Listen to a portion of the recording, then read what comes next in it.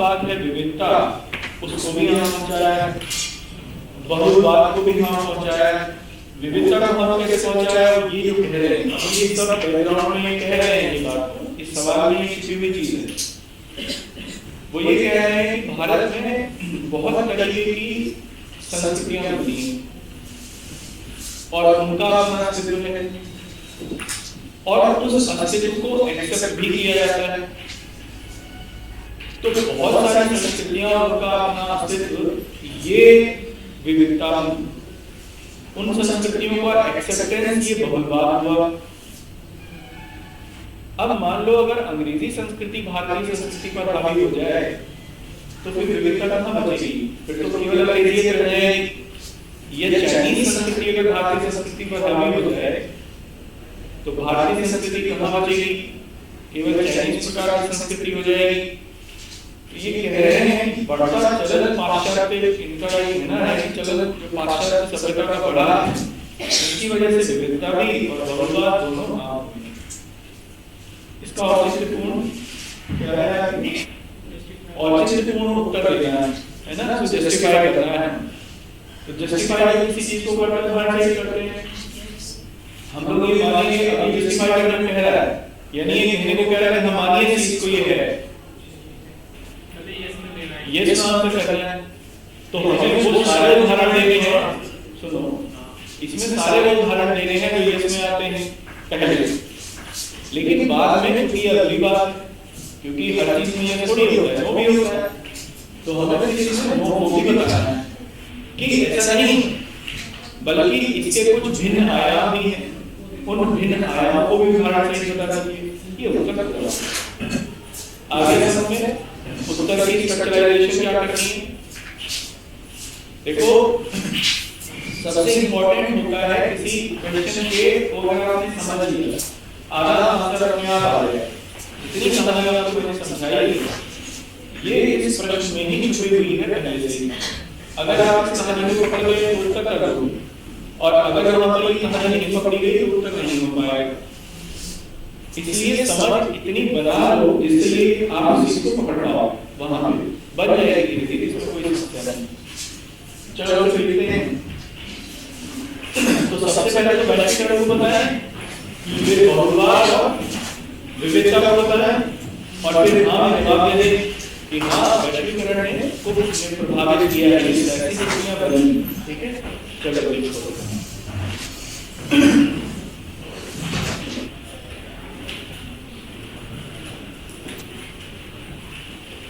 वैश्वीकरण का सामान्य अर्थ,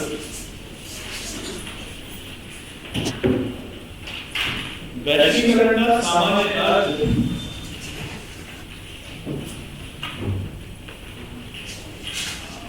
व्यापार, निवेश, व्यापार, निवेश, वित्त आदि का बिना रोक-टोक प्रवाह है, बिना रोक-टोक संपूर्ण विश्व के स्तर पर प्रवाह है, या वैश्विक स्तर पर प्रवाह है, जो भी लिखते हैं, बिना रोक-टोक वैश्विक स्तर पर प्रवाह है। ठीक है, अंग्रेजी में लिखिए, द मीनिंग ऑफ ग्लोबलाइजेशन है the free flow of investment, finance, goods and services. Hindi वाला सेवा भी लिख लें, क्योंकि शायद सेवा को लिया है वहां पर फ्री फ्लो सेवा भी। ठीक है,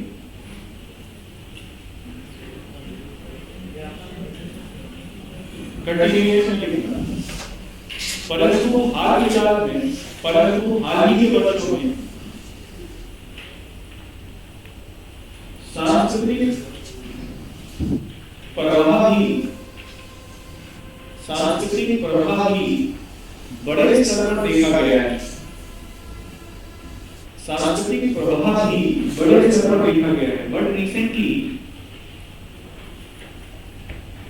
the cultural free flow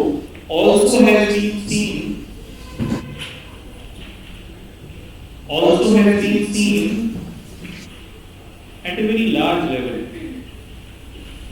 At a very large level.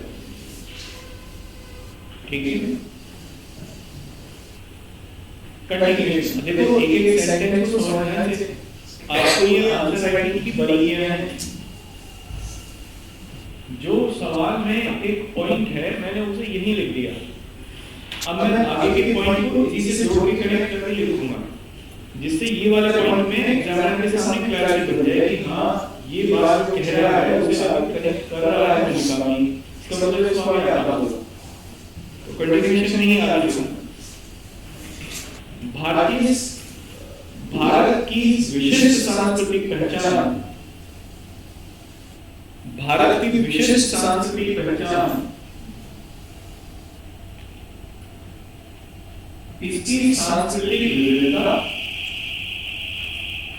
इसकी सांस्कृतिक विविधता के अंतर्गत शामिल एकता है। इसकी सांस्कृतिक विविधता के अंतर्गत शामिल एकता है। ठीक है? The specific characteristic of India is its diversity, its unity in diversity, its unity in diversity, and the acceptance of it, and the acceptance of it. अच्छा ये बताओ, आप मुझे कोई ऐसा है कि मानता है भारत बहुसांस्कृतिक देश है, मल्टीकल्चरल कंट्री या मल्टीकल्चरल सोसाइटी रिप्रेजेंट करता है? कोई ऐसा मानता है? हम मानते हैं कि बहुसांस्कृतिक देश, पर इसीलिए उस विविधता, पर अगर कुछ ऐसे तत्व हैं जो राष्ट्रीय एकता को मजबूत करने वाले, ये राष्ट्रीय विविधता में भी एकता का घटक शामिल है, मैं फिर उसके बारे में सीधे चर्चा करूंगा कि यहाँ सवाल उठ जाएगा। इसके ऊपर कई बार सवाल आया है कि इससे पहले भारतीय संस्कृति में विविधता के साथ एकता का तत्व पाया जाता है। ये पीसीएस लेवल का सवाल है। पीसीएस में आया है ये शायद किसी ईयर में इनसे एग्जामिनेशन मुझे कैसे याद आ रहा है, लेकिन सवाल आएगा कि तो हम लोग ये कैसे करते हैं, है ना, कंटिन्यूएशन के लिए। अतः सांस्कृतिक विविधता एवं बहुत्ववाद, अतः सांस्कृतिक विविधता एवं बहुत्ववाद भारतीय संस्कृति की प्रमुख पहचान, भारतीय संस्कृति की प्रमुख पहचान, and so diversity and pluralism, diversity and pluralism is the basic identity of Indian society. ठीक है? अब कोई बात नहीं, परंतु हाल ही के इस वर्षों में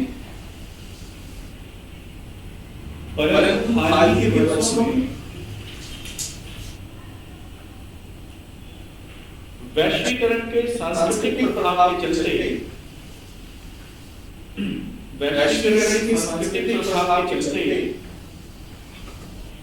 विविधता में एकता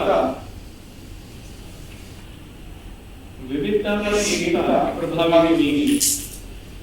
But in recent years, due to increasing cultural aspect,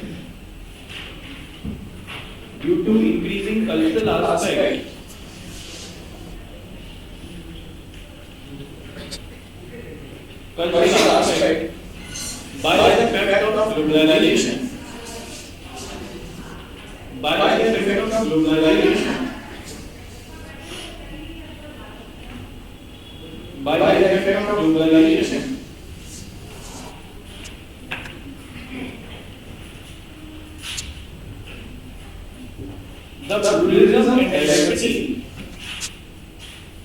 the pluralism and diversity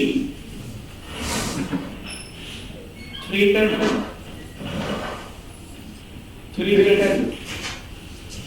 ठीक है।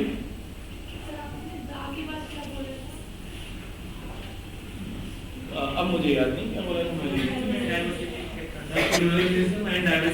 The pluralism and diversity threaten, है ना। मैंने मुझे भी याद नहीं मैंने क्या बोला। The pluralism and diversity threaten, ठीक है। अब कंटिन्यूएशन क्या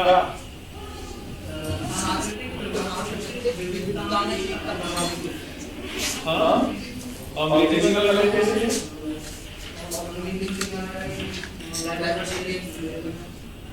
दोनों अलग है।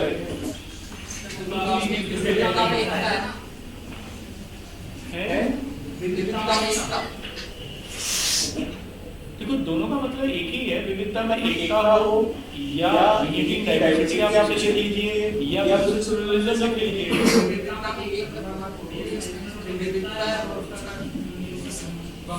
हिंदी वाला सेंस बोलो दोबारा। परंतु हाल के वर्षों में वैश्विक लेवल की सांस्कृतिक विविधता में एकता उसको लिखो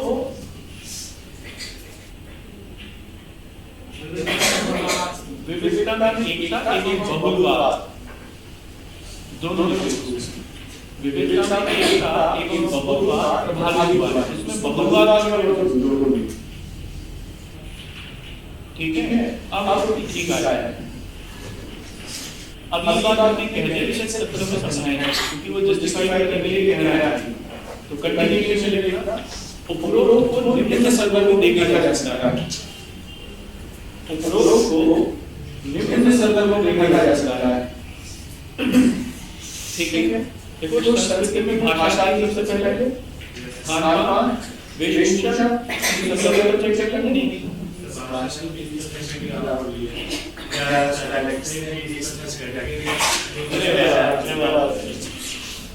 इन्होंने बिल्कुल सही बताया। भाषा का मतलब ये बताइए कि अंग्रेजी का बात सबसे बड़ा है, हाँ स्थानीय भाषाएं कमजोर नहीं है।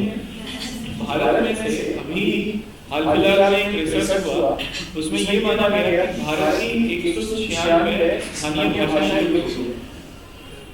जिनमें ब्रू एक भाषा थी जो कि जनजातीय भाषा से विलुप्त हो गई। और ये देखने को मिला कि अंग्रेजी का जो चलन है वो पिछले 25 वर्षों में कई गुना बढ़ गया है। तो ये इस बात का इससे ये तय किया जा सकता है कि भाषा के स्तर पे अंग्रेजी का वर्चस्व बढ़ा है, बाकी स्थानीय भाषाएं कमजोर हुई हैं और उनमें कुछ भाषाएं ऐसी भी हैं जो लुप्त हो गई हैं। प्रूफ एग्जांपल देखेंगे, क्लियर है ना। आ जाएगा लिख लो। हाँ पहला पॉइंट लिखना, हाल ही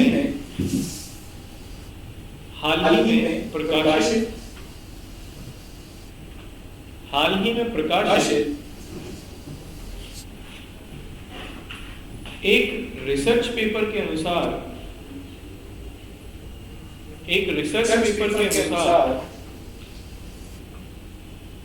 भारत में अंग्रेजी का चलन तेजी से बढ़ रहा है। अंग्रेजी का चलन तेजी से बढ़ रहा है। Recently published research paper, according to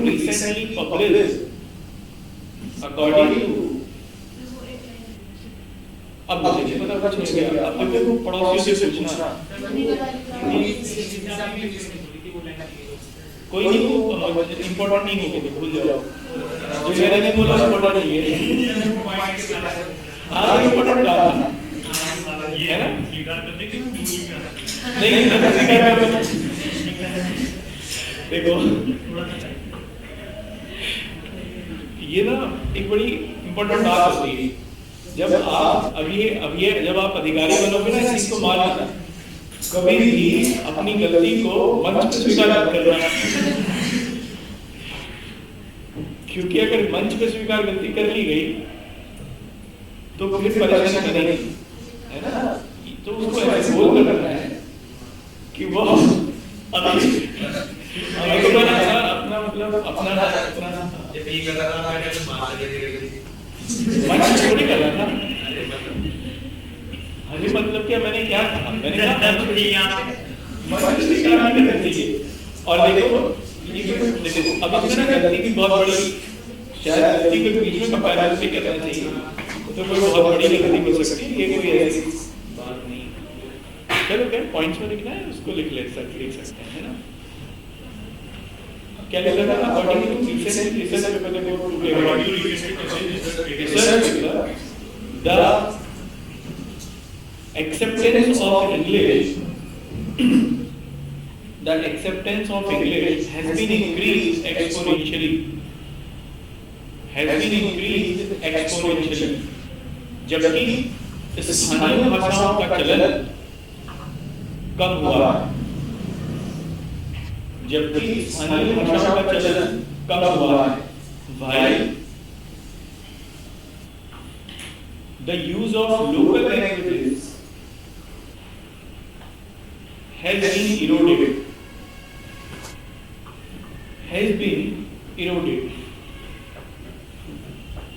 ठीक है। इस रिसर्च पेपर के अनुसार भारत की इस रिसर्च पेपर के अनुसार पिछले 25 वर्षों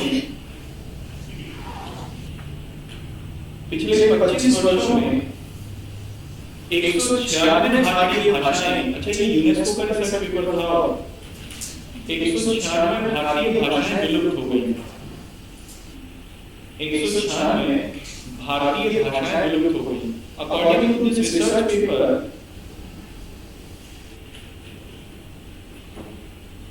around 196 Indian languages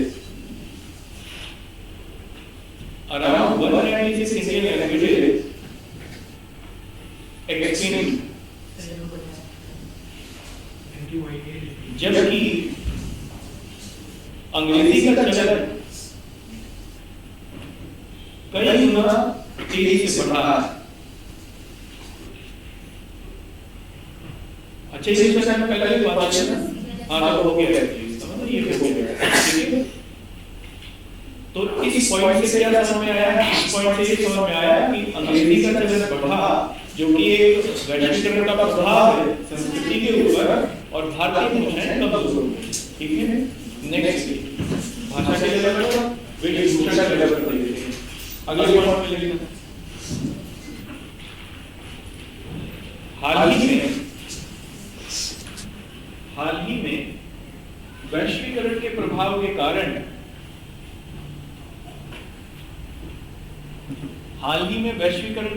के कारण भारतीय समाज ने बृहद स्तर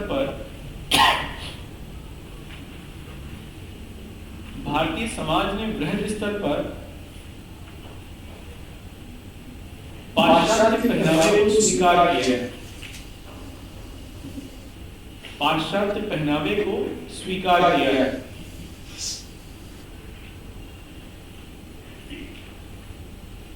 Due to globalization, Indian society accepted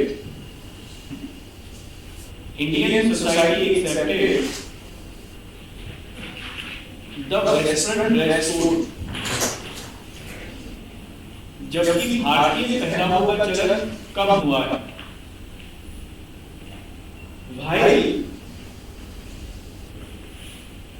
the use of Indian attire reduced, या Indian dresses reduced,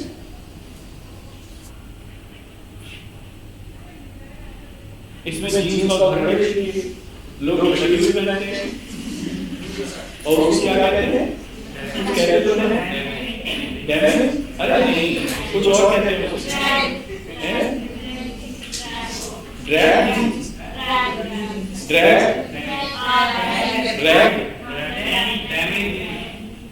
अरे फटे जीन्स को क्या कहते हैं यार, वो नहीं कहते, कुछ और कहते हैं।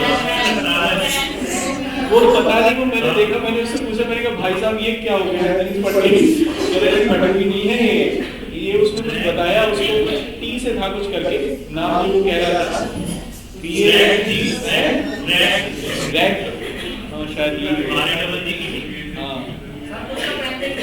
हैं? उसको पहले जीन्स ही नहीं पहनते? क्या नहीं? अच्छा चलो वो तो अपनी अपनी पसंद है, अपनी अपनी इच्छा है, पहने तो नहीं पहने कोई बात नहीं, ये स्पष्टीकरण नहीं है। हमारे यहाँ भी नहीं पहनते थे लोग, ऐसा नहीं है, पुराने समय में लोग कहाँ ही पहनते थे, नाला साला ही पहनते हैं, तो ये कोई इम्पोर्टेंट बात नहीं है। लेकिन इम्पोर्टेंट बात जो है यहाँ पे इस समय ये है कि पश्चिमीकरण बढ़ा और फटी हुई जीन्स का चलन बढ़ा है। तो ये तो आप नहीं लिखेंगे इसमें, लेकिन ये लिखेंगे कि जीन्स के प्रति बढ़ता हुआ, जीन्स के प्रति युवाओं की बढ़ती स्वीकारोक्ति इसका एक उदाहरण है ना।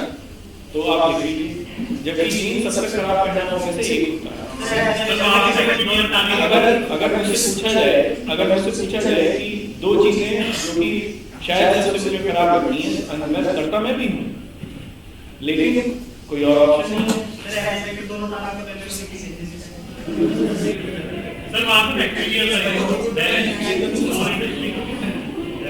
एक तो जीन्स और एक दूसरा बर्गर, ये दो चीजें ऐसी हैं शायद ये वास्तव में सिविलाइज नहीं मानी जाती, मतलब इनका जो ओरिजिन है ना वो सिविलाइज नहीं है इनका ओरिजिन।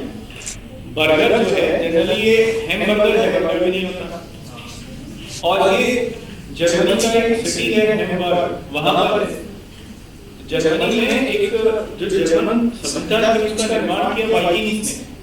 वाइकिंग्स दुनिया में सबसे ज्यादा बर्बर लोग होते थे, बर्बर ना अनसिविलाइज्ड लोग होते थे, और अनसिविलाइज्ड को इसलिए कहा जाता था क्योंकि उनको खाने पीने का सेंस बहुत ज्यादा नहीं था, किसी भी चीज का सेंस नहीं था, जंगली प्रकार के लोग थे, कह सकते हैं। बर्गर नहीं का खाना था उनको। उन बर्गर की उत्पत्ति कैसे हुई? जब रोम साम्राज्य का उन्होंने तहस-नहस कर दिया था, रोम साम्राज्य को समाप्त कर दिया था। रोम में रोटियां बनती थी, बेक रोटी वगैरह बनाते थे वहां पर, बेक रोटी बनने से शुरू हुई, बेकिंग करके बनाते थे। उनको समझ में नहीं आया रोटी कैसे खाई जाएगी, सब्जी कैसे खाई जाएगी, या जो भी वो मीट वगैरह मीट ही खाते थे, सब्जी क्या खाते थे, ये कैसे खाएंगे? तो उन्होंने क्या किया, मीट को लिया, रोटी में भरा बस, और यहीं से इसकी शुरुआत। आप कभी ट्राई करके देखना, मैंने तो दूसरों को ही देखा खाते हुए, मतलब पूरे का पूरा ना भूमि से जाता है, और न जाने कहां से निकलता है वो पूरा खाना, खाने में नहीं होता, उसके निकलने में होता है साइडों से कि यार ये तो याद निकलने के नीचे गिरा। और ऐसा किसी के साथ ही होता होगा कि उसका साइड बाइट टूट के नीचे न गिरे खाने।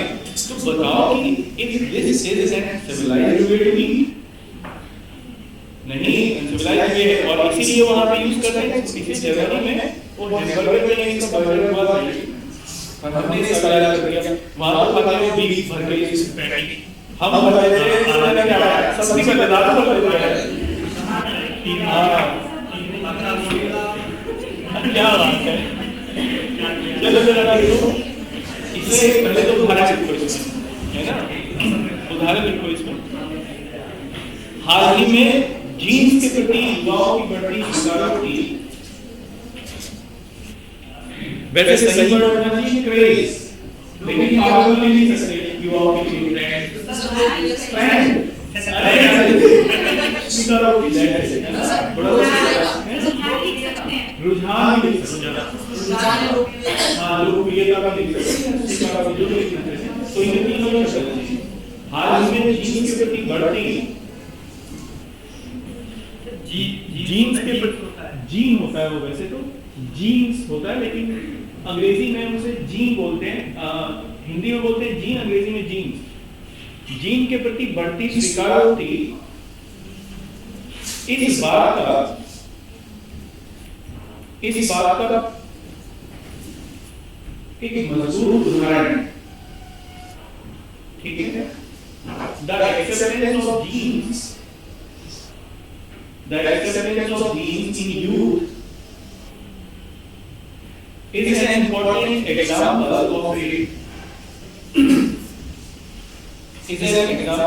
अच्छा एक बात बताओ, ये जीन्स केवल शहरों में है, गांवों में कुछ चलन है इसका? अच्छा गांव इसका मतलब समाज के पारंपरिक जगहों को रिप्रेजेंट करते हैं या मॉडर्न जगहों को रिप्रेजेंट करते हैं? अब जीन्स पारंपरिक जगहों तक पहुंच गई है ना, और फटी जीन्स भी पहुंच गई है।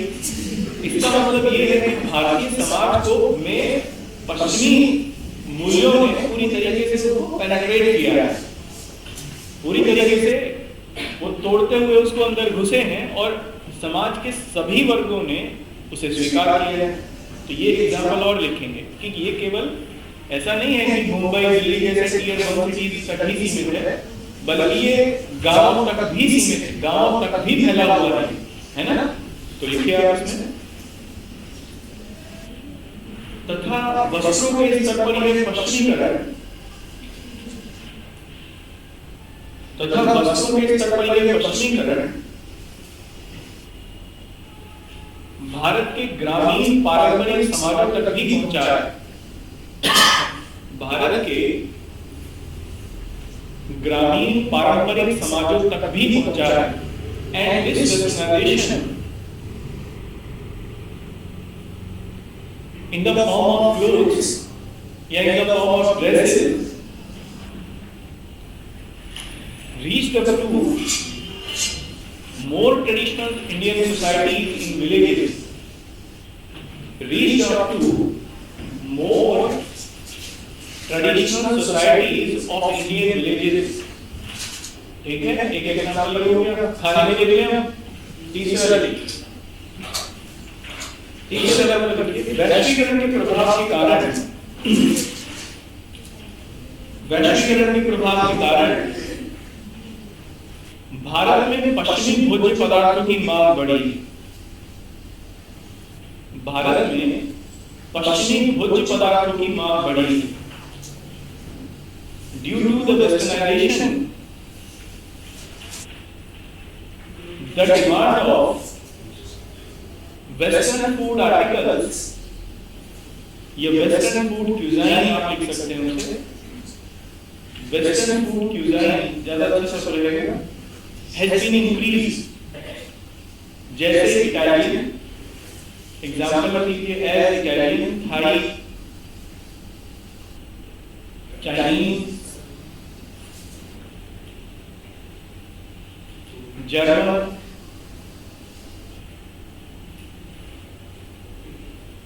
English etcetera. ठीक है,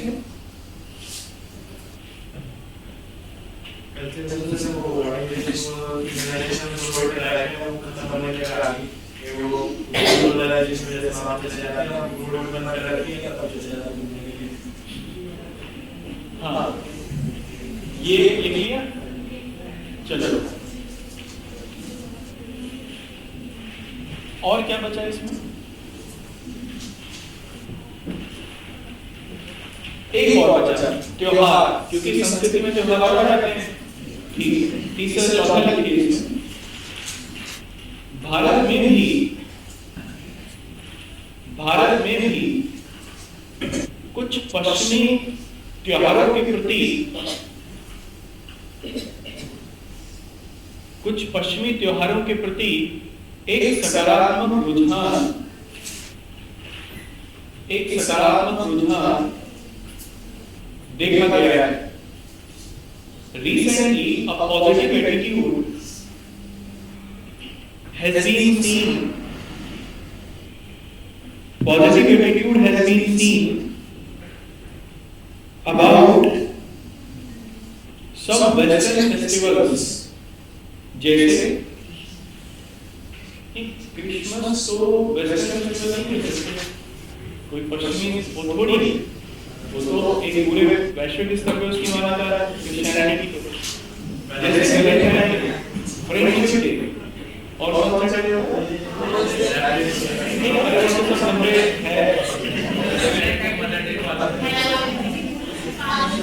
हैलोवीन डे, हैलोवीन डे, हाँ ये पूरा पश्चिमी। और जर्मन में ये जर्मनी में मनाया जाता था, वाइकिंग्स की मनाते थे इसे हैलोवीन डे। तो आप लिखिए इसमें ना, चलो पहले लिखो उसके बाद बताता हूँ। बड़ा बढ़िया प्रकार का त्योहार है, मान्यता है जनरली एक उसके संबंधित त्योहार की। लिखो जैसे Valentine day friendship day, Halloween day, common नहीं है।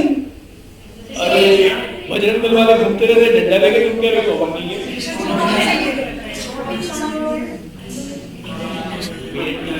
बहुत कम लोग हैं। और ये तो अच्छी बात है, इसमें बुरा क्या है मुझे बताओ, करना चाहिए। वैलेंटाइन डे का मतलब नहीं, कॉमन है, भारत में खूब मजा पड़ रहा है। यहाँ तक है गाँव में वैलेंटाइन डे मनते हैं आजकल तो।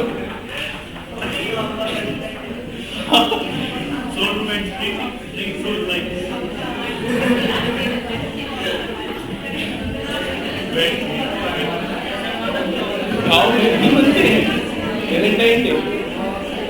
हाँ ये है, नहीं रुझान ये हो गया यहाँ तक, ठीक है, तीनों चीजें हो गई। लेकिन बात मत करो, देखो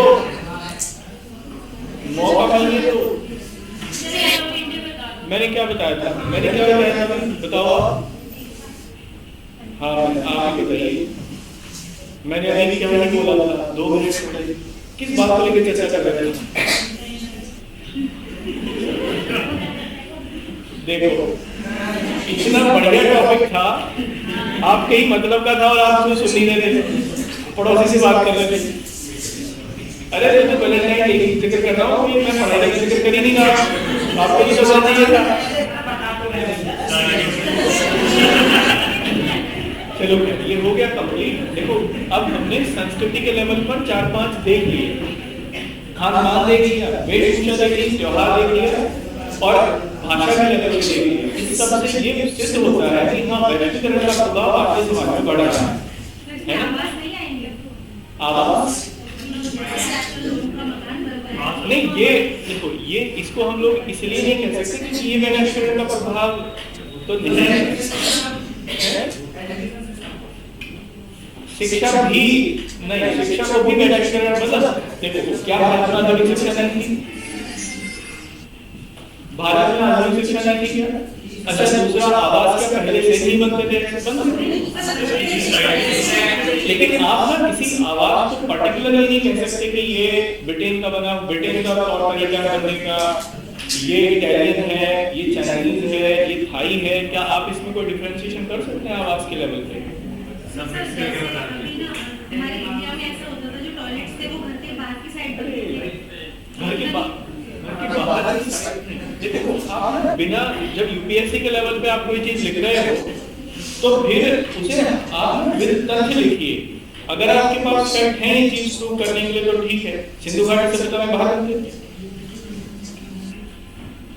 आर्यन सभ्यता में कहां थे? तो फिर कोई कोर्ट अगर काउंटर करेगा तो आप क्या जवाब देंगे? इसलिए वो सुनी ना, जहां तक हम लोग बिल्कुल एग्जैक्ट चीज को पहचान सकें, अपनी तरफ से कुछ नया नहीं बनाते। देखो मैं अपनी तरफ से कुछ नया नहीं बनाता, ये बात अलग है कि मैं मजाक में और चीजों को बहुत लाइटली वे में कन्वे करने की कोशिश करता हूँ जिससे आप लोगों को वो सब बातें समझ में आ जाए आपकी लैंग्वेज में। अगर मैं अपनी लैंग्वेज में आऊँ तो शायद आपको कुछ समझ में नहीं आएगा। इसका मतलब ये नहीं है कि इससे हटके कुछ होता है ना, दैट्स इट, यही होता है केवल। ये वो चीजें हैं, वो आधार हैं संस्कृति के लेवल पर जिन्हें आम जैसे यूनेस्को ने इन्हीं आधारों के को बेस बनाते हुए ये सिद्ध किया कि पश्चिमीकरण का प्रभाव न केवल भारत में बल्कि संपूर्ण विश्व में बढ़ा है। हॉलीवुड इसमें आप उसका एक एग्जांपल दे सकते हो, वो भी एक प्रकार का, ये इसमें एग्जांपल हॉलीवुड का तो दिया जा सकता है या कहा जा सकता है कि चाइना की कुछ जो मूवी है या कुछ पिक्चरें हैं या चाइनीज हीरोज जो हैं उनका प्रभाव बढ़ा, ये इसमें एक एग्जांपल आ सकता है। क्योंकि यूनेस्को फीचर फिल्म्स वगैरह को नहीं शामिल करता, पर हमने ये देखा है कि जो भारतीय समाज में मूवी को लेकर जो एक कॉन्सेप्ट है वो ये है कि पश्चिमी मूवी, पश्चिमी गाने, पश्चिमी संगीत, उसको भी लेकर एक्सेप्टेंस बढ़ी है। मैंने देखा अंग्रेजी के गाने सुनते हैं, चाहे उसका मतलब कुछ ना पता हो रहा हो, वो कह क्या रहा है कुछ नहीं समझ में आ रहा, चल रहा है तो वो पता नहीं कहते ही क्या है। मैं तो कभी समझ समझ में नहीं पाता वो कहना क्या चाह रहा है वो आदमी। जस्टिन बीबर लिरिक्स देखिए। Bieber, Justin Bieber. अच्छा बीबर। अगर ये चलो आप इसमें एक पॉइंट ये और नोट कर लो, ये नोट और कर लो एक पॉइंट। हाल ही में पश्चिमी संगीत, हाँ 5वां पॉइंट, क्योंकि ये इंपॉर्टेंट पॉइंट है, ये छूट रहा था हमसे, याद आ गया। हाल ही में पश्चिमी संगीत, फिल्म, गीत आदि को लेकर भी भारतीय समाज में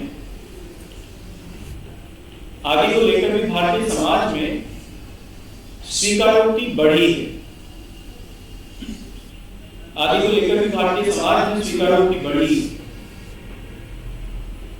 It is also evident that recently the acceptance has been increased. In Indian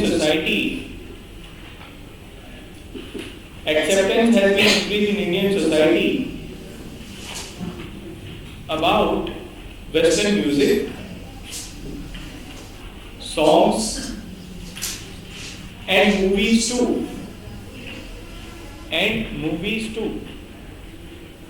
ठीक है, अब ये 5 पॉइंट हमने कह दिए। लास्ट अब अगले पॉइंट से लिखना। अतः स्पष्ट है कि भारतीय समाज में वैश्वीकरण के प्रभाव के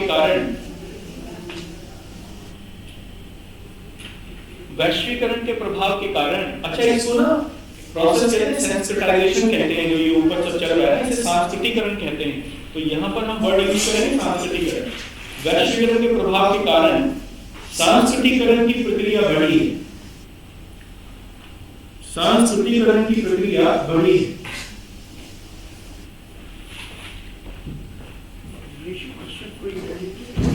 रेशो क्वेश्चन, हाँ। So it is evident that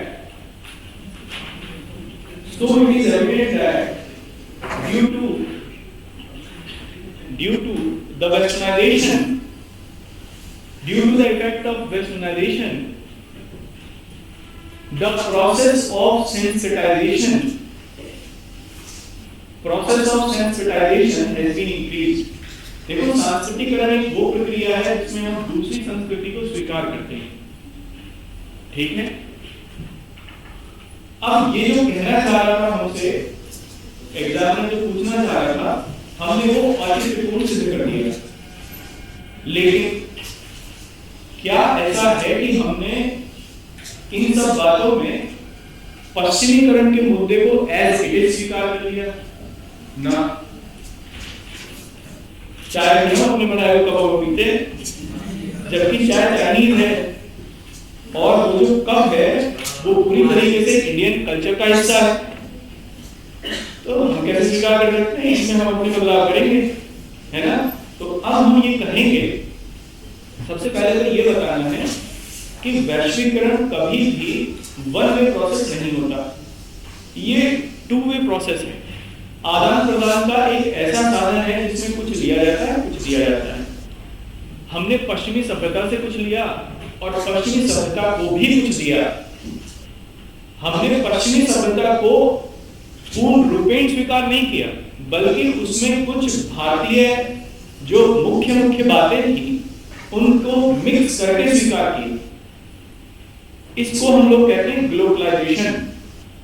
यानी जब ग्लोबल लेवल पर ग्लोबलाइजेशन या ग्लोबलाइजेशन के प्रभाव के फलस्वरूप हम किसी चीज को अपनाते हैं, लेकिन उस चीज को हम अपनाएंगे अपने सांस्कृतिक आधार के अनुसार या अपनी क्षेत्रीय विशिष्टता के अनुसार। यानी जब हम लोग अपनाएंगे तो अपने फॉर्म में उसे अपनाएंगे। इस संकल्पना को हम ग्लोबलाइजेशन कहते हैं, ठीक है। तो चल क्या रहा है? ये सब वास्तव में ग्लोबलाइजेशन चल रहा है। हम एक्सेप्ट कर रहे हैं लेकिन अपने लेवल पे कर रहे हैं, है ना। चलिए तो आप इसको लिखिए जरा। हैं डाइवर्सिटी सेट में है। ये तो हमने ऊपर कह दिया कि भाई दबाव तो पड़ ही रहा है, लेकिन ये अब ये कहेंगे वास्तव में कि थ्रेट तो नहीं कह सकते उसे, लेकिन एक तरीके का दबाव है जो हमने ऊपर कहा। थ्रेट नहीं कहेंगे उसे ना, क्योंकि ये टू-वे प्रोसेस है तो थ्रेट में कैसे होगी। पहले ये लिख लेना, शिकंजी नहीं मिलती, अरे नहीं मिलती है फिर बाहर से हाँ देखो ये है ही ना, एमएनसी जो होती है मल्टीनेशनल कॉर्पोरेशन, उनका ये काम ही है। देखो ईस्ट इंडिया कंपनी चाय लेके आई भारत, दुनिया की सबसे बड़ी सबसे पहली एमएनसी थी ईस्ट इंडिया कंपनी। नहीं, क्या थी ईस्ट इंडिया कंपनी? अरे कंपनी थी, एक मल्टीनेशनल कॉर्पोरेशन थी, हाँ या ना। चाय लेके आई भारत में, और ना केवल भारत में लेके गई बल्कि और कई कहीं भी लेके गई। कॉफी उसी ने बनाई। तो अगर ऐसी कोई ब्रिवरेज बने जो कि थोड़ी इजी हो और उसे लोगों में उसकी आदत डाली जाए, तो ये काम ही एमएनसी करेगी। पेप्सी, कोका कोला, ये जो भी ये चीजें हैं नई एमएनसी, ये नए तरीके से लोगों को अट्रैक्ट करती है, कोई नई बात नहीं है। हाँ, खान पान के चक्कर में कह दिया उसने उस बात को कि इसने किया ही है ये सब चीजें, लेकिन ये नहीं कह सकते कि ये थ्रेट में है। हमारे यहाँ अभी मट्ठा चल रहा है, नहीं चल रहा, दूध पीते आजकल फिर से गाँवों में। तो अब मुझे शहर का तो नहीं पता, शहर का तो मामला थोड़ा सा गंभीर रहता है, लेकिन गाँवों में मैंने ये खूब देखा है कि चाय का चलन अभी भी वहाँ सीमित है, बहुत ज्यादा नहीं। फिर से दूध और मट्ठे का चलन बढ़ रहा है, फिर से वापस हम लोग पीछे की तरफ मोड़ने का प्रयास कर रहे हैं। और इसमें एक और एग्जांपल भी है कि एलोपैथी से फिर से आयुर्वेदिक की तरफ चला जा रहा है ना। तो ये चलता रहता है, इसमें कोई बात नहीं है। बस आपको क्या करना है, इन सब बातों को अपने हिसाब से यूज कर लेना अपने आंसर में। जहां पे जिस चीज की जरूरत है उसको वहां दे दो, बात खत्म करो, बाकी चीज कुछ मत कहो, क्योंकि नहीं तो एक्सीड हो जाएगा, है ना। हाँ, अब इसमें आगे लिखो अगले पॉइंट। क्या लिखना था मुझे जरा लास्ट वाला पॉइंट बताइए तो कनेक्ट होगा। पूरा सेंटेंस बोलो। So it is evident that due to effect of rationalization, the process of sensitization increase। ठीक है, अब अगले पॉइंट में लिखना, अगले पॉइंट में लिखना, वैश्वीकरण एक ऐसी प्रक्रिया है जो कि द्वैध स्तर पर देखी जाती है, जो कि द्वैतात्मक स्तर भी लिख सकते हैं या द्वैध स्तर भी लिख सकते हैं। द्वैध स्तर पर देखी जाती है, ठीक है। अंग्रेजी में लिखिए, globalization is a process globalization is a process which can be seen at dual level। अतः सांस्कृतिक वैश्वीकरण में सांस्कृतिक आदान प्रदान होता है, सांस्कृतिक आदान प्रदान होता है। So in cultural globalization,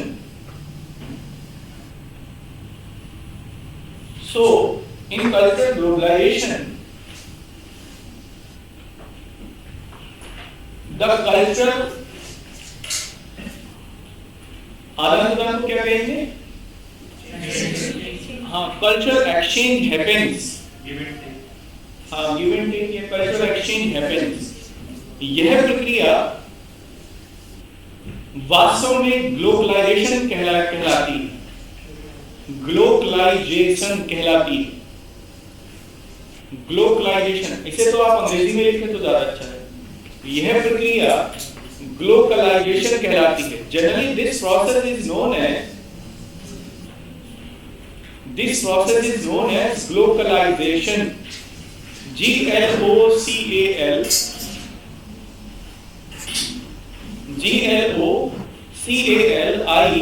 GLOCALIZATION, globalization, ठीक है। अब ये ग्लोबलाइजेशन हम अब कह तो दिया है ना, सिद्ध भी करेंगे। तो लिखो, इस ग्लोबलाइजेशन की प्रक्रिया को निम्न बिंदुओं के अंतर्गत, इस ग्लोबलाइजेशन की प्रक्रिया को निम्न बिंदुओं के अंतर्गत समझा जा सकता है। This process of globalization could be understood, could be seen at these levels, could be seen as at these levels। ठीक है, पहला लिखो, पहला हमने उसमें क्या उदाहरण लिखा था जिसमें गड़बड़ हुई थी? पहले वाला देखो, भाषा। देखो, अंग्रेजी में हमने बहुत सारे हिंदी के शब्दों का भी प्रयोग कर लिया, यानी इंग्लिश प्रकार की भाषा का हम लोग प्रयोग करते हैं, ना कि पूरी तरीके से इंग्लिश। स्थानीय भाषाओं में अंग्रेजी के शब्दों का मिला के प्रयोग जरूर करते हैं, लेकिन स्थानीय भाषाओं भी बोली जाती हैं अभी। जैसे साउथ इंडिया में कई सारे शब्द ऐसे हैं जो अंग्रेजी के हैं या वहां की स्थानीय भाषाओं के हैं, वो अंग्रेजी में भी मिक्स करके बोले जाते हैं। तो एक कह सकते हैं ये कि भाषाई स्तर पे भी अंग्रेजी का आदान प्रदान तो बढ़ा है, लेकिन सामान्य बोलचाल की भाषा अभी भी उतनी ही मजबूत है। एक चीज, दूसरी चीज ये है कि विदेशों में भी हिंदी का चलन बढ़ा है, या विदेशों में भी कुछ भारतीय दक्षिण भारत की भाषाएं बढ़ी हैं। जैसे तमिल दुनिया की शायद 5वीं या 6ठी सबसे ज्यादा बोली जाने वाली लैंग्वेज है। दक्षिण पूर्वी एशिया के देशों में तमिल का खूब चलन है। तो ये इस बात का परिचायक है कि केवल अंग्रेजी भारत में नहीं आई है, बल्कि भारत की कुछ भाषाएं भी बाहर गई हैं, है ना। सिंगापुर में तमिल खूब बोली जाती है, वहां की शायद एक लैंग्वेज भी है, स्टेट लैंग्वेज भी है तमिल। मलेशिया की भी शायद तमिल एक स्टेट लैंग्वेज है।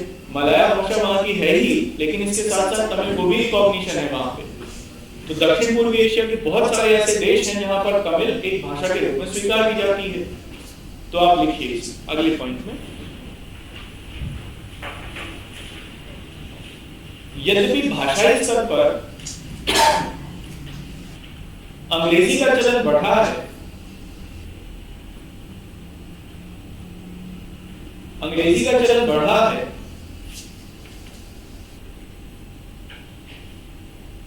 परंतु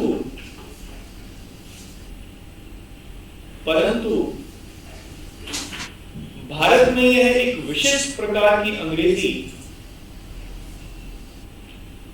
परंतु भारत में एक विशिष्ट प्रकार की अंग्रेजी भी विकसित हो रही है। But in India,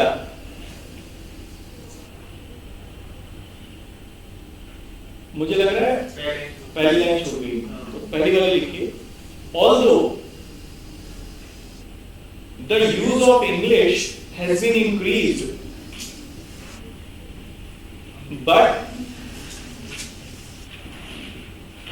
but we also used a specific type of English, but we also used a specific type of English।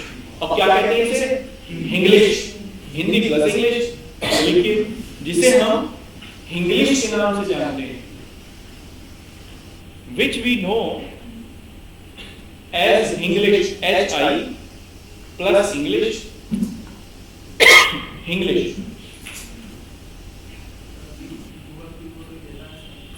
है। अच्छा, हाँ, तो ये कह सकते हैं बिल्कुल, एक ये बड़ा अच्छा एग्जाम्पल हो सकता है, अपना प्रूव भी कर सकते हैं इसे। लेकिन इंग्लिश को एक मान्यता मिली है, जैसे हिंदी में इंस्पेक्टर सामान्यतः इंस्पेक्टर ही बोलते हैं, कंप्यूटर ही आप बोलोगे, बोलता है कोई संगणक। अगर किसी को बोलोगे तो वो कहेगा क्या हो गया,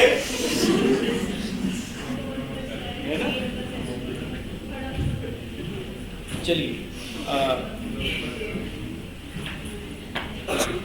नेक्स्ट देखिए, इसमें एक तो ये हुआ, दूसरा क्या था उसमें है पहनावा। वस्त्रों के स्तर पर यद्यपि पाश्चात्य पहनावे का को स्वीकारोक्ति मिली है, वस्त्रों के स्तर पर यद्यपि पाश्चात्य वस्त्रों को स्वीकारोक्ति मिली है, although the Western dress code has been accepted, but in a unique way. But in a unique way. परंतु एक विशिष्ट रूप में। अच्छा, आपने फ्यूजन ड्रेस कोड के बारे में सुना है? फ्यूजन करते हैं। फ्यूजन नहीं मतलब फ्यूजो होता है। क्या होता है फ्यूजन? जैसे शर्ट के नीचे वही पहनते हैं। अरे जैसे मत बताओ, फ्यूजन होता क्या है? शर्ट के नीचे क्या पहनते हैं? पजामा। जो धोती का वो होता है। शर्ट के नीचे लुंगी। हाँ, लुंगी है। शर्ट के नीचे लुंगी। हाँ, वो पहन जब शर्ट के नीचे वही तो फ्यूजन। शर्ट के नीचे लुंगी फ्यूजन है? नहीं, वो लटकने का आप बता दो। यही तो मैं जानना चाह रहा हूँ। देखो, मैंने क्यों रोका आपको, इसीलिए क्योंकि मैं मतलब जानना चाहता हूँ आपसे, फ्यूजन का मतलब या फ्यूजो का मतलब क्या है? मतलब दो अलग अलग कैटेगरीज नहीं, एक वेस्टर्न। हाँ, दो डिफरेंट। हाँ, लेकिन दो डिफरेंट कल्चर भी कौन सी? एक वेस्टर्न, उसमें एक वेस्टर्न होता है। नहीं, मैंने उसका तो मुझे नहीं पता उसमें क्या पता था, लेकिन जहाँ तक मुझे पता है फ्यूजन का मतलब होता है वेस्टर्न प्लस कॉन्टिनेंटल। अगर आप वेस्टर्न और प्लस कॉन्टिनेंटल को मिक्स करके किसी ड्रेस कोड को यूज करते हैं, that is known as fusion. जैसे कॉन्टिनेंटल में, जैसे आप शर्ट के ऊपर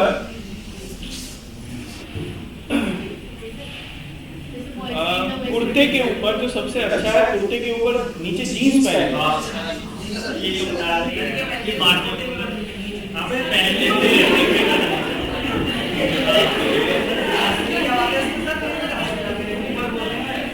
अरे तो अच्छी बात है ना, बहुत अच्छी बात होती है, हंसना चाहिए। लेकिन ये कुर्ते के ऊपर कोई नहीं पहनता, कुर्ते के नीचे पहनते हैं। हाँ, बस यही बात ऊपर बोलते हैं, नीचे ही बोलते हैं।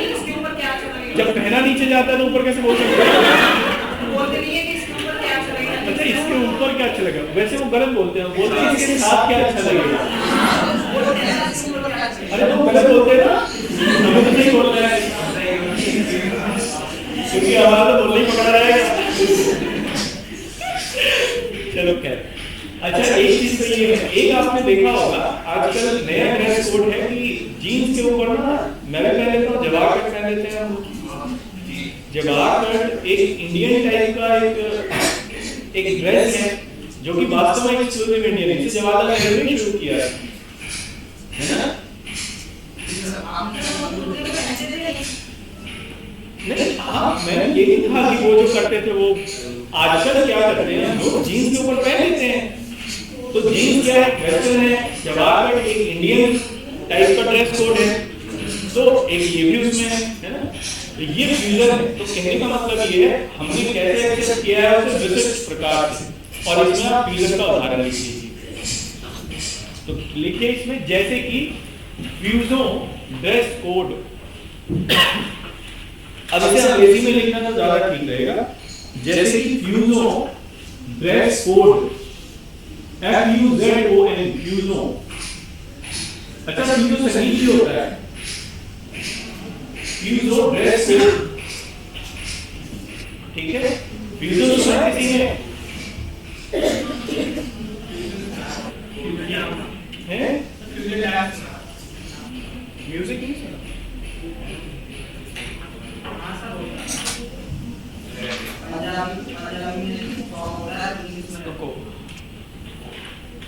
शफाकत अमानत अली को सुना है किसी ने? शफाकत अमानत अली फ्यूजो ही करते हैं, और उनका एक सबसे शानदार जो फ्यूजो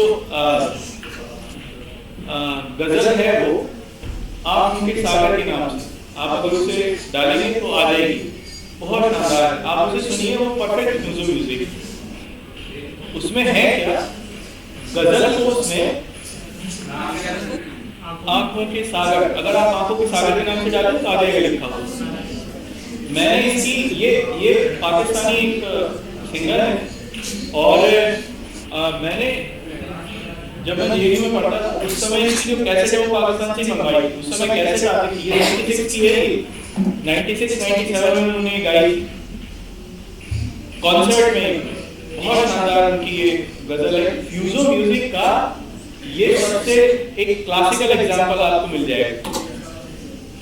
एक्चुअली इसमें फ्यूजो में सूफीज्म मतलब एक सूफियाना म्यूजिक को हम मिक्स कर देते हैं वेस्टर्न क्लासिकल के साथ में, वेस्टर्न के साथ में। तो सूफीज्म और वेस्टर्न इसमें दोनों मिलेगा। इसमें आंखों के सागर और ईश्वर की बात हो रही है। चलो फिर उसके बाद चलो फ्यूजन म्यूजिक है ना। चलो ठीक है, अगले पॉइंट पे लिखना। अगला क्या है? भोजन। ठीक है, लिखो।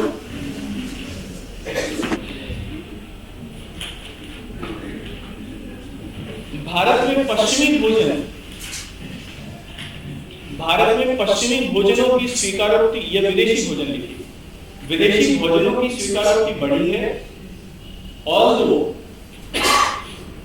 Although the acceptance of Indian food increased, foreign food increased, foreign food increased, परंतु यह भी भारतीय विशिष्ट लिए हुए हैं, परंतु यह भी भारतीय विशिष्टता लिए हुए हैं। But they also has Indian specific aspect। ठीक है, जैसे बर्गर में आलू लिख दो, बर्गर में आलू, चाउमीन में गरम मसाला। हाँ, अरे इसी में बोलना लिखना है, ये है मतलब मजाक नहीं कर रही, लिखना है ये, यही तो है। हमने जो उसको बदल दिया है ना। चाय में टमाटर, अरे नहीं, चाय में टमाटर कौन आया?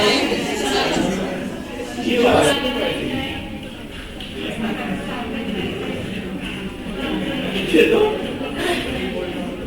ये तो बिल्कुल जहालत वाली बात हुई। स्पाइसेस, स्पाइसेस चाउमीन,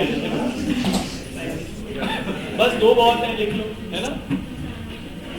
अच्छा, एक और भी है, जैसे हम लोग क्या करते हैं, पिज्जा बनाने में मक्खन का इस्तेमाल करते हैं। जब कोई नहीं करता, ऑमलेट भी करते हैं उसे।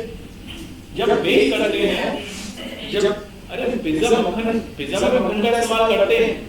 जब आप उसे बेक करते हो तब आप उसके ऊपर मक्खन लगा के उसे बेक करते हो। मक्खनी पिज्जा आता है, मैंने खाया नहीं कभी, मुझे नहीं पता, लेकिन मैंने सुना है।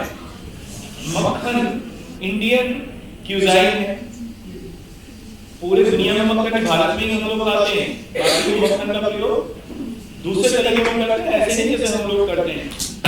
मक्खन एक पंजाबी डिश है, जनरली कह सकते हैं, पंजाबी प्रकार की डिश। आलू का पराठा मक्खन ये पंजाबी डिश। चलिए, ये हम लोगों ने कर लिया। एक और चीज लिखिए, एक और चीज लिखिए, अंत। जिस प्रकार से पश्चिमी संस्कृति,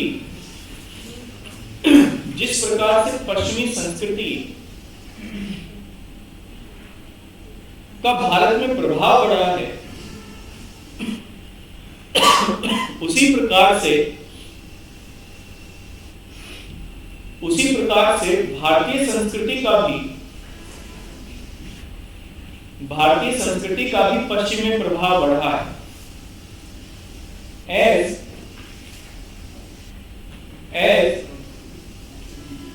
the Western culture,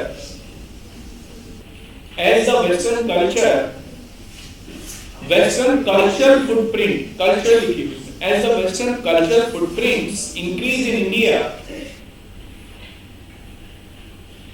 Indian cultural footprints also increased in West. जैसे पश्चिमी देशों में योग के प्रति बढ़ती मान्यता, जैसे पश्चिमी देशों में योग के प्रति बढ़ती मान्यता, as the increasing acceptance about yoga,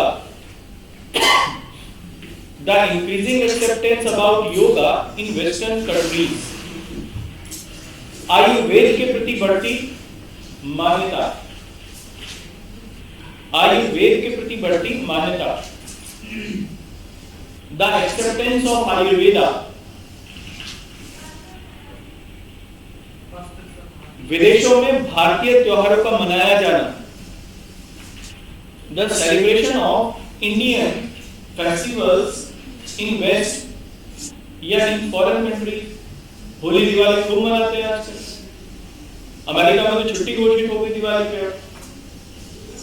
राष्ट्रीय छुट्टी है वहां पे, और ऐसे ही पश्चिम में भी ब्रिटेन में राष्ट्रीय छुट्टी है, होली पे राष्ट्रीय छुट्टी होती है वहां पे।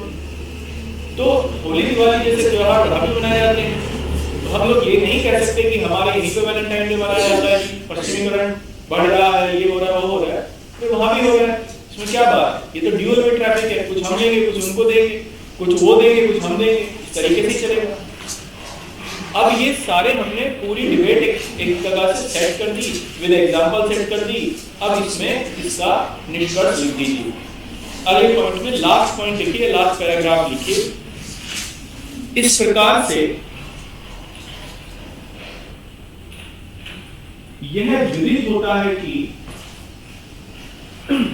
इस प्रकार से यह विदित होता है कि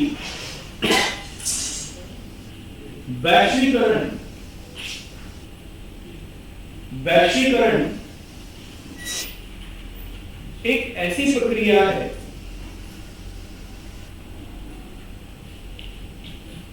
वैश्वीकरण आदान प्रदान के ऊपर निर्भर प्रक्रिया है। ऐसा ही वैश्वीकरण आदान प्रदान के ऊपर निर्भर प्रक्रिया है। So it is quite evident that globalization is a process of exchange. Is a process of exchange.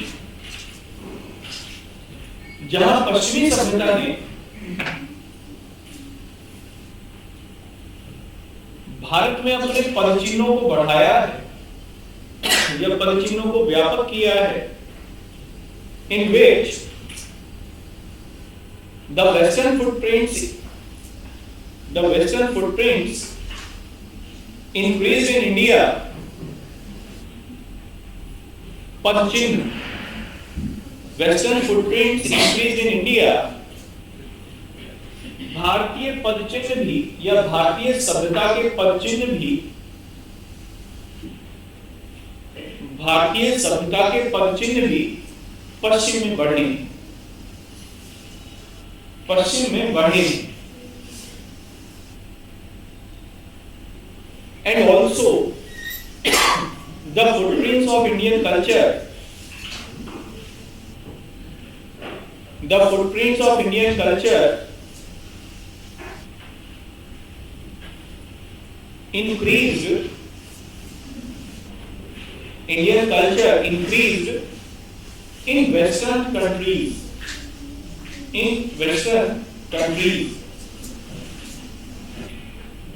ठीक है।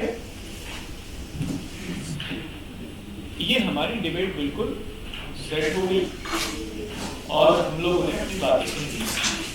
क्वेश्चन का आंसर हो, अब ये क्वेश्चन का आंसर ना पूरा एक क्वेश्चन का आंसर नहीं है, बल्कि इसमें वैश्वीकरण, बहुलवाद, संस्कृतिकरण, जिसे सेक्युलराइजेशन कहते हैं, इन 3 क्वेश्चन के ऊपर बेस्ड आंसर है। इसको पढ़ के आप 3 सवालों से संबंधित उत्तरों को लिख सकते हैं। वैश्वीकरण पे आ जाए तो लिख दोगे, सांस्कृतिकरण पे आ जाए तो लिख दोगे, और बहुलवाद पर आ जाए तो लिख दोगे। ठीक है, बस अपने हिसाब से तोड़ना मरोड़ना। चलिए यहाँ तक कंप्लीट हो गया। एक नया क्वेश्चन लिख लीजिए, ये भी 2020 में ही आया है मेंस एग्जामिनेशन में।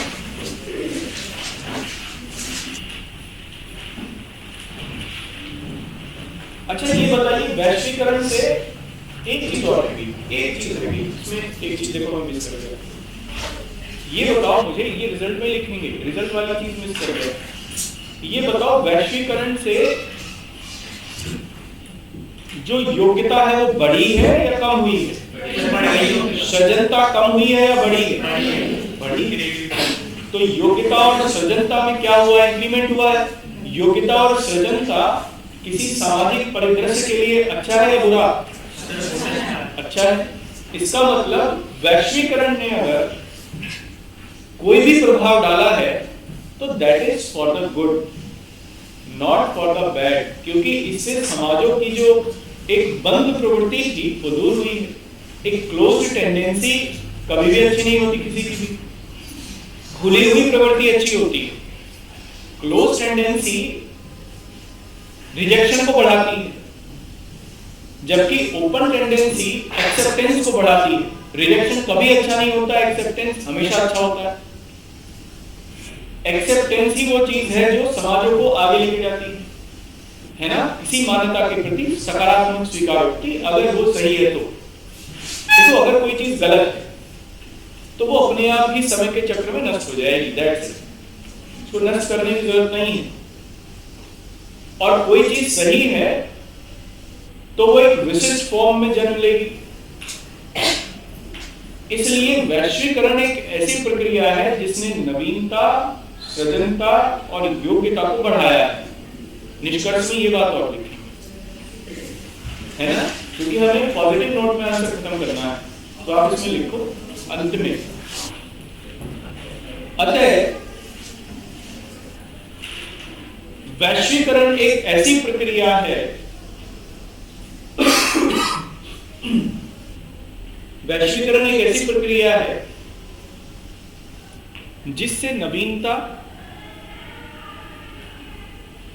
एवं सृजनता में वृद्धि होती है, या नवीन सृजनता में वृद्धि होती है। नवीनता सृजनता अलग अलग है, नवीनता एवं सृजनता में वृद्धि होती है। So globalization is a process in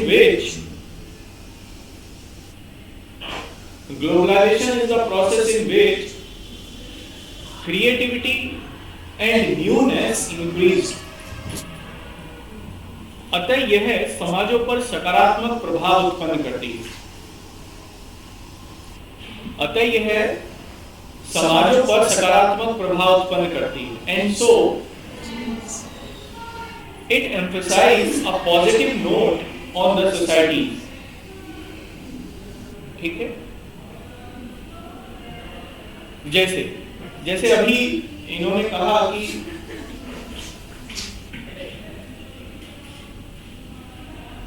कुछ चीजें या कुछ मान्यताएं ऐसी हैं जिन्हें भारतीय समाज पारंपरिक है वो स्वीकार नहीं करता, जैसे वैलेंटाइन डे की बात हुई। मैं कहता हूं ये सकारात्मक है, लेकिन ये सकारात्मक केवल तब तक है जब तक इसमें फूहड़ता ना हो। जब इसमें फूहड़ता आ जाती है तब ये नकारात्मक हो जाता है।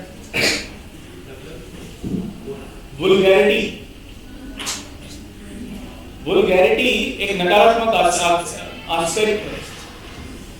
मान लीजिए अगर वुल्गैरिटी इसमें आती है, जैसे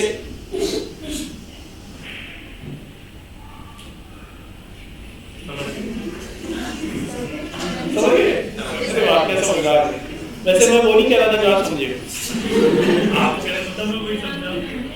मुझे पता है। अब देखो मुझे पता है जो तुम समझे वो मैं नहीं कह रहा था। जो मैं ये कह रहा था, मैं एक एग्जांपल देता हूँ। देखो मेकअप करना,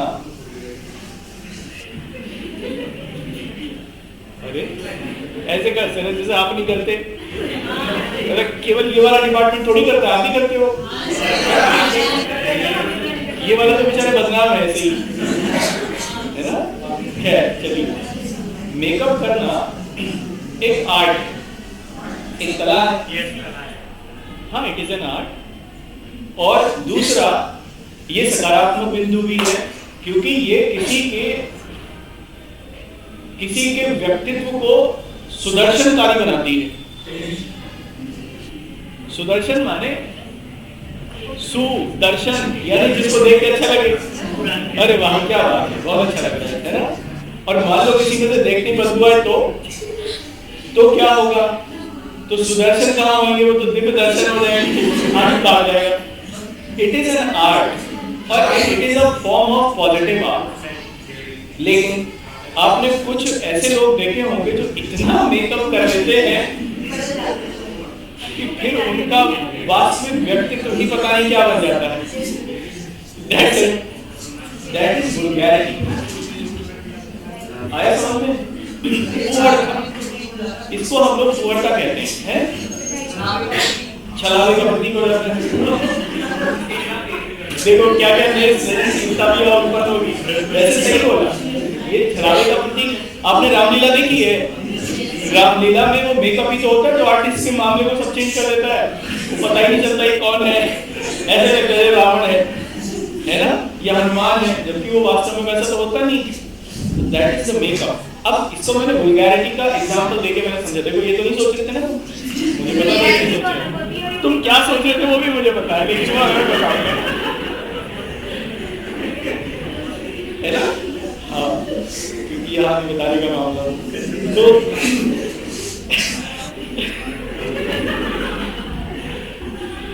इसलिए वैलेंटाइन डे एक अच्छी बात है। इमोशंस को एक्सप्रेस करना कहाँ गलत है? मान लो मैं अगर वैसे तो माँ से कभी भी कह सकते हैं भाई मैं तो बहुत प्यार करता हूँ, अगर माँ अब ठीक है कभी माँ से लड़ाई हो गई, उससे जाके उस दिन बोल दे तो क्या बात हो गई, उस दिन बोल सकते हैं। अगर किसी को कुछ बोलने का एक कोई दिन फिक्स है तो बोलने में क्या दिक्कत है। लेकिन ये तब खराब है जब वल्गैरिटी को इंक्रीज कर दे, जब सामाजिक नैतिक पतन को बढ़ावा दे या किसी व्यक्ति के व्यक्तित्व को अधोपतित करे, तब खराब है। क्योंकि कोई त्योहार या कोई भी पॉजिटिव चीज आपके व्यक्तित्व को खराब नहीं करने के लिए बनाई गई। कोई भी चीज जो बनी है, कोई भी त्योहार बना है, किसी भी चीज को बनाया गया, वो किसी व्यक्तित्व को मजबूत करने के लिए बनाया गया, ना कि उसको नेगेटिव लेवल पे करने के लिए। जैसे देखो एक एग्जांपल है, हमारे यहाँ पे शराब पीना गलत माना जाता है, लेकिन जर्मनी में अक्टूबर फेस्ट नाम से एक फेस्टिवल है जो कि खूब वो लोग शराबी पीते हैं और वहां पर वो फेस्टिवल है, शराब पी के ही फेस्टिवल मनाया जाता है। और जनरली वहां पर एक तरीका भी है कि वो मग होता है पूरा 1 लीटर का, 1 लीटर बियर पी जाती है, उसमें एक व्यक्ति हमेशा एक बार में 1 लीटर बियर पिएगा। इट इज ये उनका फेस्टिवल है। देखो कब मनाया जाता है? अक्टूबर के बिल्कुल शुरुआती वीक में।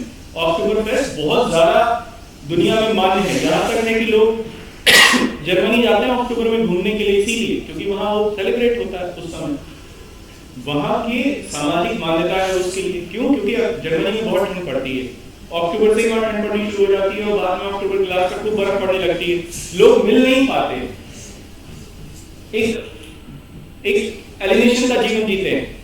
और चूंकि वहां पर सेलिब्रेशन में शराब और ये सारी चीजें एक मुख्य उनका पेय है, क्योंकि बहुत ठंडा इलाका है, उनको शरीर को गर्म करने के लिए वो सब चीजें चाहिए होती हैं। हालांकि उनका बिल्कुल कंटेंट वगैरह बिल्कुल अलग होता है, इंडियन मामला नहीं होता वहां पे, हमारे जैसा नहीं होता, तो वो बिल्कुल डिफरेंट है, तो उसको सेलिब्रेट करते हैं।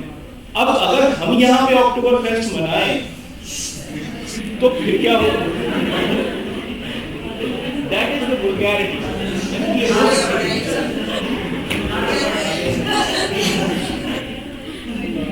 चलो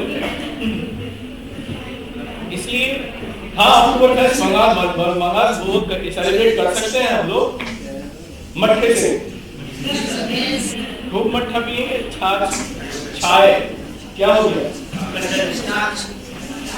छाछ। चलिए एक ना नया क्वेश्चन लिख लीजिए, फिर उसके बाद हम लोग खत्म करते हैं।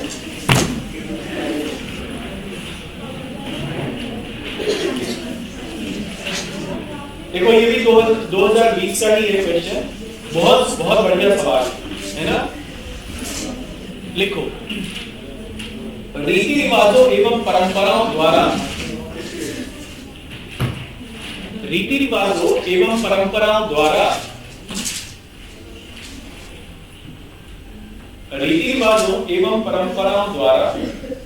तर्क को दबाने से तर्क को दबाने से, बहुत शानदार सवाल, मजा आ जाएगा इसका आंसर करते हुए। रीति रिवाजों एवं परंपराओं द्वारा तर्क को दबाने से प्रगति विरोध उत्पन्न हुआ है। प्रगति विरोध उत्पन्न हुआ है। क्या आप इससे सहमत हैं? क्या आप इससे सहमत हैं? ठीक है, अंग्रेजी में लिखिए। Customs and tradition